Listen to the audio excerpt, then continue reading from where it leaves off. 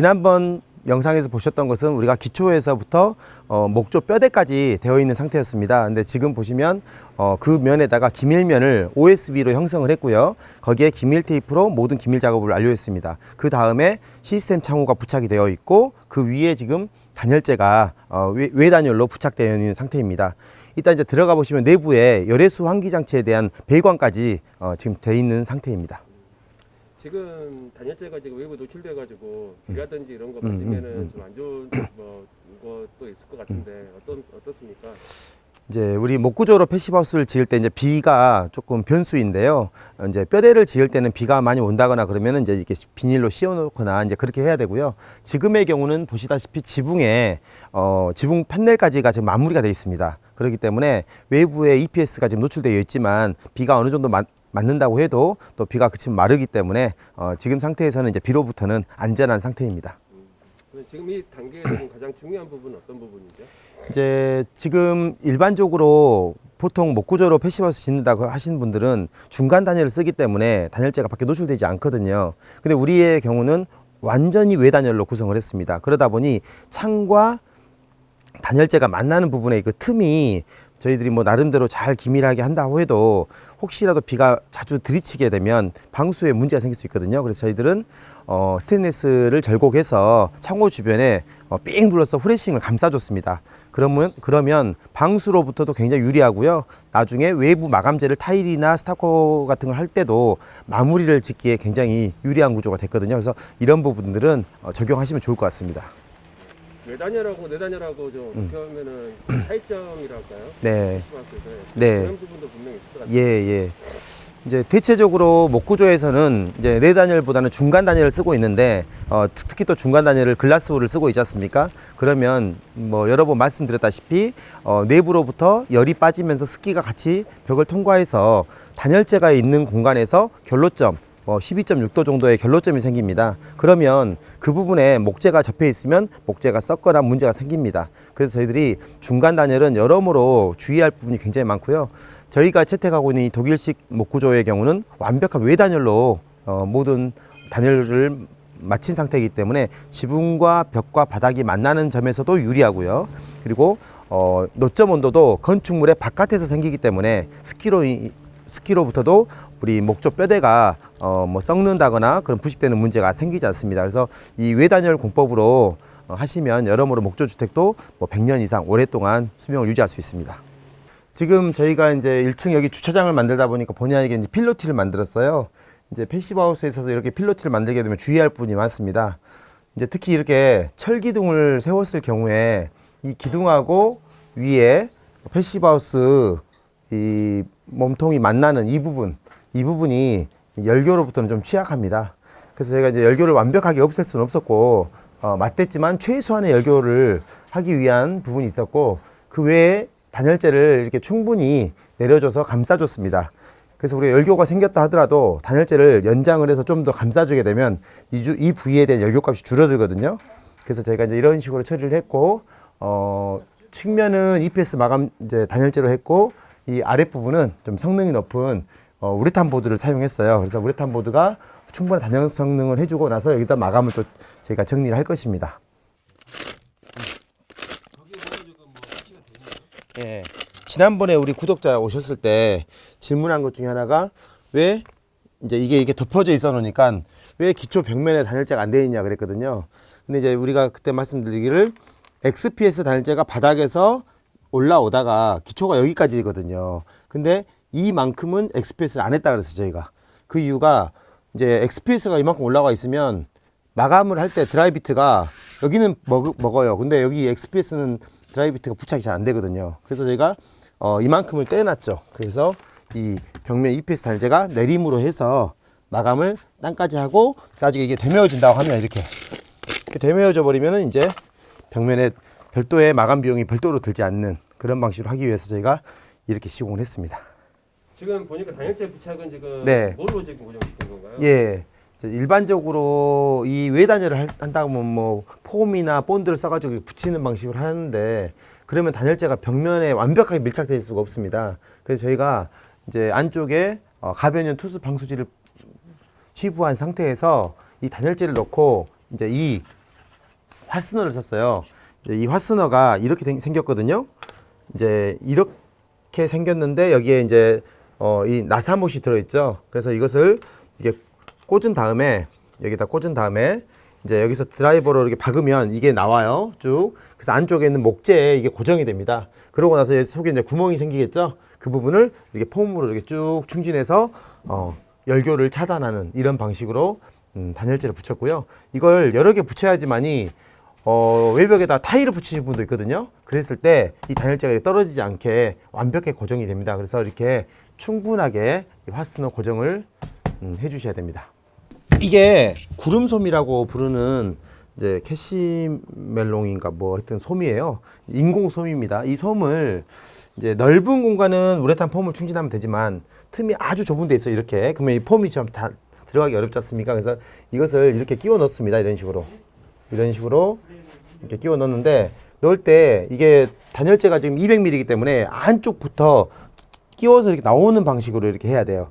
이거를 해야 그러면 더 뭐 성능이 좋아지는 건가요? 그렇죠. 만약에 이제 이것도 기밀 입장에서 보면 물론 아주 작은 틈이지만 이게 200mm라고는 긴 깊이가 좀 뻥 뚫려 있는 거거든요. 그래서 여기가 아무것도 없으면 이쪽으로 단열이 깨지기 때문에 찬바람이 쏙에까지 쏙 들어가 있겠죠. 그래서 이런 부분들 잘 채워주는 게 별것 아닌 것 같지만 나중에 집에 어떤 단열 성능으로 봤을 때는 굉장히 큰 차이를 만들어내고 있습니다. 폼은 어떻게 쏘는 겁니까?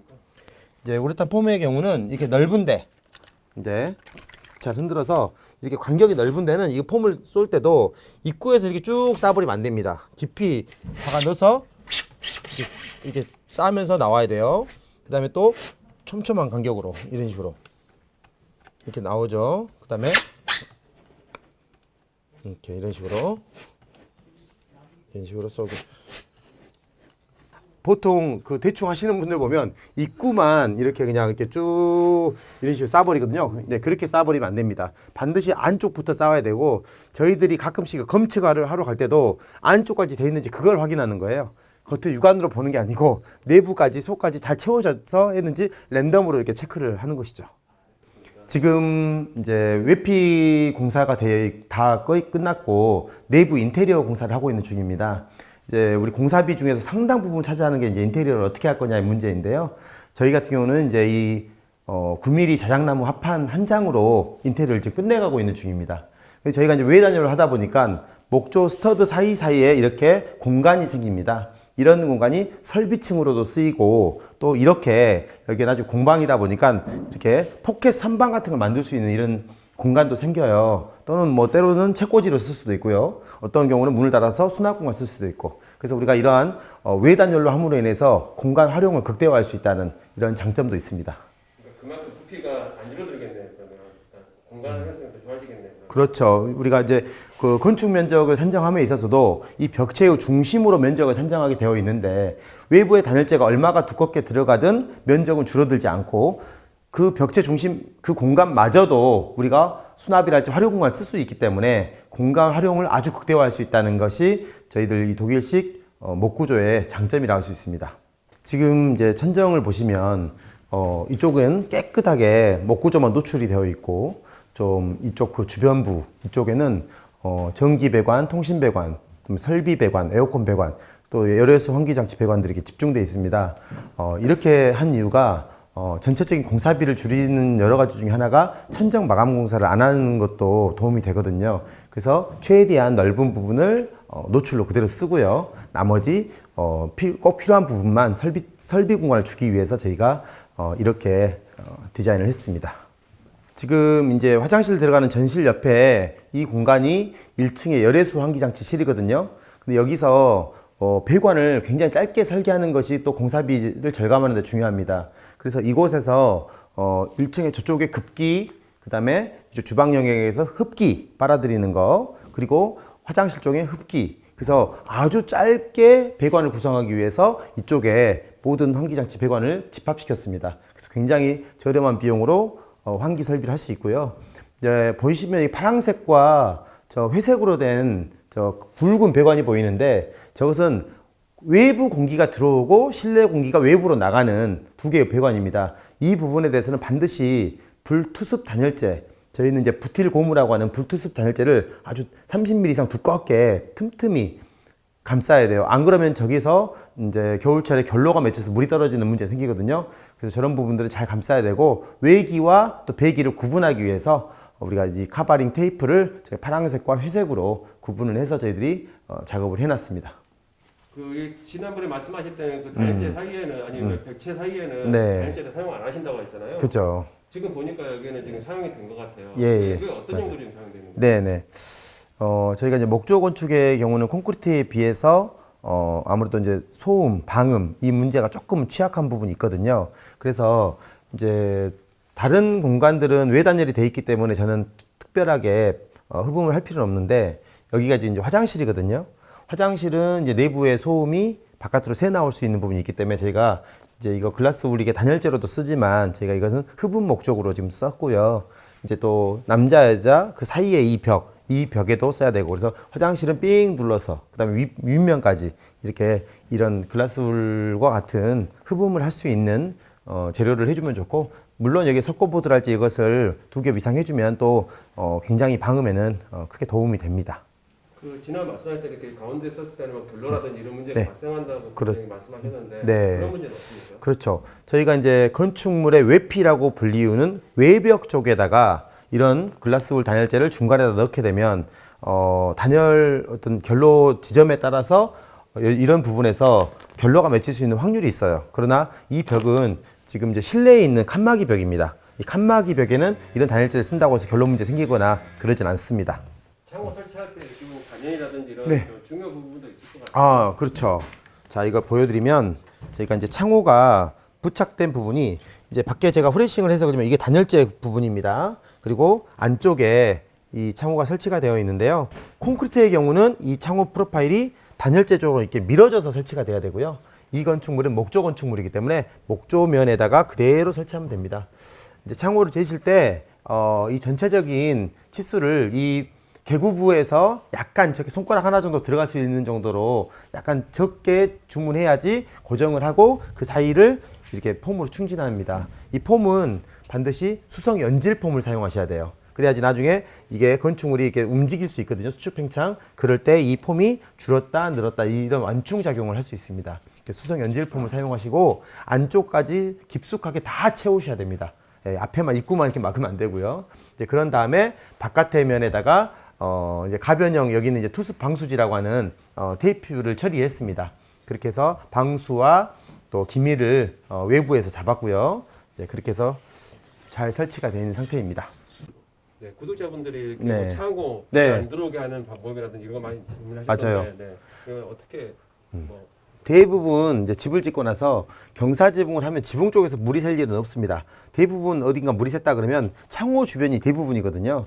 그래서 물론 우리 패시브하우스의 경우는 특히 하단부, 창호 하단부에 물바지를 통해서 이쪽으로 물이 스며들지 않도록 단열재를 타고 들어가지 않도록 하는 걸 중요시 하는데, 저 같은 경우는 마감이랄지 여러 가지를 고려해 보니까 창호 주변에 이렇게 지금 스테인리스로 이렇게 후레싱을 감쌌습니다. 이렇게 하게 되면 창호 주변에 방수도 완벽하게 처리가 되고, 또 나중에 외벽 마감을 할 때도 이 마감을 하기에 간단해지죠. 만약에 이게 없다고 하면 마감재를 감싸서 넣어줘야 돼요, 안쪽까지. 그러면 훨씬 더 공사비가 더 듭니다. 그래서 이걸 하는 것은 비용이 들게 보이지만 궁극적으로는 비용도 아끼고 성능도 좋아지게 하는 그런 두 가지 효과가 있다고 볼 수 있습니다. 네, 지금 기밀 테스트 작업 준비하시는 거죠? 네, 맞습니다. 저희들이 이제 기밀 공사가 완료가 되면 지금 시점에서 1차 기밀 테스트를 한번 하는 게 중요합니다. 왜 그러냐면 만약에 기밀이 안 된 부분이 이제 보완할 부분이 생긴다 하면 지금 보완할 수 있거든요. 근데 인테리어가 다 완료가 된 다음에 기밀 테스트를 하게 되면 보완할 수 있는 방법이 어렵습니다. 그래서 지금 1차로 기밀 테스트를 하고요. 그 다음에 공사가 다 마무리된 다음에 추후에 또 그 진행 과정에서 기밀이 또 깨지진 않았는지, 그래서 최종적인 기밀 테스트 보고서는 공사가 완료된 것을 독일 PHI로 제출하도록 되어 있습니다. 이제 기밀 테스트 원리는 쉽게 설명하자 그러면 이제 이 팬이 실내로 바람을 한 번은 넣어주고 한 번은 빼줄 때 압력을 지금 보시면 5개 지점에 뭐 파스칼 20, 30, 40, 50, 60 파스칼의 압력당 누기율, 이제 공기가 어딘가 빠져나간다 그러면 그 누기율을 회전력으로 판단하는 거거든요. 즉 많이 빠져나가면 얘가 더 팬이 더 세게 돌 것이고, 빠져나가지 않고 기밀하다 그러면 팬이 좀 천천히 돌 거 아니겠습니까? 그래서 이제 그런 이 팬의 회전으로서 공기가 기밀한지 안 하는지를 측정하는 방식입니다. 그래서 지금은 이제 바람을 넣어주고 있어요. 그래서 이렇게 천이 바깥쪽에 밀려나가 있는데, 이제 가압 상태로 해서 지금 지점별로 지금 체크가 되고 있습니다. 이제 집이 기밀하다 그러면 일단은 외부로부터 외풍이나 이런 틈이 없기 때문에 열 손실이 없는 거고요. 또 제일 주택지구 싫어하는 게 바로 벌레입니다. 이제 실내 뭐 벌레, 개미, 지뢰 뭐 이런 것들 등장하면 싫어하는데, 이제 그런 걸로부터 안전하다 이런 의미가 되겠고, 또 기밀할수록 열애수 환기 장치가 아주 안정적으로 작동을 하는 그런 의미도 있겠습니다.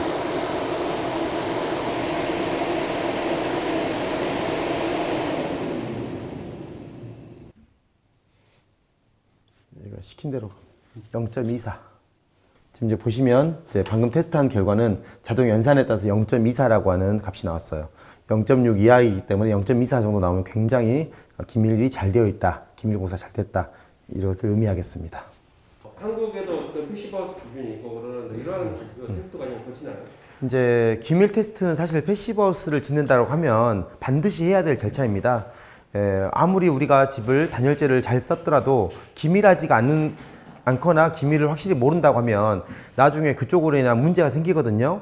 이제 독일 건축물리연구소에 의하면 이제 1mm 정도의 틈이 1m 정도만 있다고 했을 때 그쪽으로의 하루에 빠져나가는 수분의 양이 360g이라고 그래요. 그러면 그런 부분들이 여러 곳 있다 그러면 그 곳곳에서 전부 다 결로가 맺힐 것이고 목조가 이렇게 썩는 그런 문제 생깁니다. 그래서 기밀 테스트는 가급적 하는 게 좋고, 독일 PHI 인증을 받기 위해서는 반드시 거쳐야 되고, 이 기록을 독일 쪽에 보내줘야지만이 인증서가 나옵니다.